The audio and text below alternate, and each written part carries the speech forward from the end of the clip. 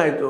ಮತ್ತು ಅದರ ಮೂಲ ಪ್ರಶ್ನೆ ಕೇಳ್ತಾ ಇರೋದು, ನಾನು ನಿಮಗೆ ಹಿಂದಿನ ಎಪಿಸೋಡಲ್ಲಿ ಒಂದು ಸ್ವಲ್ಪ ತಪ್ಪು ಹೇಳಿದಂಗಾಗಿದೆ. ನನಗೆ ಮೆಮೊರಿ ಸ್ವಲ್ಪ ಪ್ರಾಬ್ಲಮ್ ಆಗಿ ಆ್ಯಕ್ಚುಲಿ 9 ಅಥವಾ 9-10 ಕೋಟಿ ರೂಪಾಯಿ ಅವನ ಒಂದು ಏನಿತ್ತು ಅಲ್ಲಿ ಭೂಮಿ, ಅದು ಇವತ್ತು 120 ಅಥವಾ 115 ಕೋಟಿ ಜನ ಮೌಲ್ಯ ಆಗುವಂಥದ್ದು. ಆ ಭೂಮಿ ಯಾವ ವ್ಯವಹಾರದ ಬಗ್ಗೆ ಇವತ್ತು ಯಾರು ಮಾತಾಡ್ತಾ ಇಲ್ಲ ಅನ್ನುವಂಥ ಮಾತುಗಳು ಬರ್ತಾಯಿದ್ದಾವೆ. ಅಂದ್ರೆ ಸಂಜಯ್ ಸಿಂಗ್ ಏನು ಆರೋಪ ಮಾಡ್ತಾ ಇದ್ದಾರೆ, ಮೇನ್ ಆರೋಪ ಮಾಡ್ತಾ ಇರೋದು ಸಂಜಯ್ ಸಿಂಗ್ ಭೂಮಿ ಬದಲಾಗಿ. ಅದರ ಬಗ್ಗೆಯೂ ಸಹಿತ SIT ಒಳಗೆ ಸೇರಿಸಿಲ್ಲ.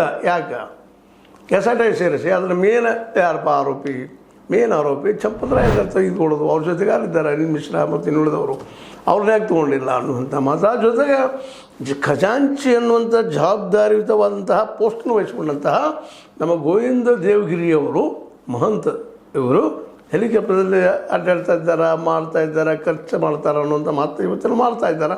ಅವ್ರ ವಿರೋಧಿಗಳು ಇರ್ಬೋದು, ಅವ್ರ ದುಡ್ಡಿನಲ್ಲಿ ಅವ್ರು ಖರ್ಚು ಮಾಡ್ತಾ ಇರ್ಬೋದು ಆ ಮತ್ತು ಬೇರೆಯಲ್ಲೇ. ಬಟ್ ಅದು ಸಹಿತ ಇವಾಗ ಸಂಶಯಾಸ್ಪದವಾಗಿ ಕೇಳ್ತಾ ಇದ್ದಾರೆ. ಆದರೆ ಇವರೆಲ್ಲರೂ ಏನು ಹೇಳ್ತಾ ಇದ್ದಾರಪ್ಪ, ಎಲ್ಲ ಇವತ್ತೇನ ನಮ್ಮ ಗೋವಿಂದ ದೇವಗಿರಿ ಖಜಾಂಚಿಯವರಾಗಿರ್ಬೋದು, ಅದರ ನತ್ಯ ಗೋಪಾಲ್ ದಾಸ್ ಅದರ ಅಧ್ಯಕ್ಷರಾಗಿರ್ಬೋದು, ಇನ್ನುಳಿದರೆಲ್ಲ ಟ್ರಸ್ಟಿಗಳು ಇಲ್ಲ, ನಮ್ಮ ಚಂಪತರಾಯರು ಭಾಳ ಸೀದಾ ಸಾದಾ ಆದಂಥ ಇದ್ದಂಥವ್ರು, ಸರಳ ಬದುಕನ್ನು ಮಾಡಿದಂಥವ್ರು, ಅವ್ರು ಇಷ್ಟೆಲ್ಲ ದೊಡ್ಡ ಪ್ರಮಾಣ ಮಾಡಲಿಕ್ಕೆ ಏನು ಮಾಡಿದರು, ರಾಮನ ಮಂದಿರಕ್ಕೆ ಮಾಡಿದರು ಅನ್ನೋಂಥ ಮಾತುಗಳನ್ನು ಮಾತಾಡ್ತಾ ಇದ್ದಾರೆ. ಆದ್ರೆ ಸೀದಾ ಸಾದಾ ಅಂದರೆ ಏನು, ಭಾಳ ಸರಳ ಜೀವನ ನಡೆಸ್ತಾ ಇದ್ರ ಅಂದಾಗ ಸಹಜವಾಗಿ ಕೆಲವಷ್ಟು ಜನ ಹೇಳ್ತಾ ಇದ್ದಾರೆ, ಇಲ್ಲ ರೀ ಅವರು ತಿರುಗಾಡುವಂಥ ಕಾರ್ಗಳೇ ಆಗಿರ್ಬೋದು, ಏನೋ ಆಗಿರ್ಬೋದು, ಮತ್ತೇನೋ ಬಳಕೆ ಆಗಿರ್ಬೋದು, ಅವೆಲ್ಲ ನೋಡಿದಾಗ 50 ಲಕ್ಷ ಮಿನಿಮಮ್ ಕಿಮ್ಮತ್ತಿನ ಕಾರ್ಗಳಿದ್ದಾವೆ.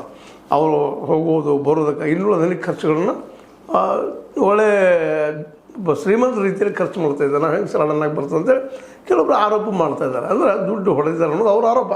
ಅದಕ್ಕೆ ತನಿಖೆ ಸರಿಯಾಗಿ ಆಗಲಿ, ಇದು ಸ್ವತಂತ್ರ ತನಿಖಾ ಸಂಸ್ಥೆಯಿಂದಾಗಲಿ ಅನ್ನೋದು ಎಲ್ಲ ಒಕ್ಕೊರಲಿನ ಬೇಡಿಕೆ.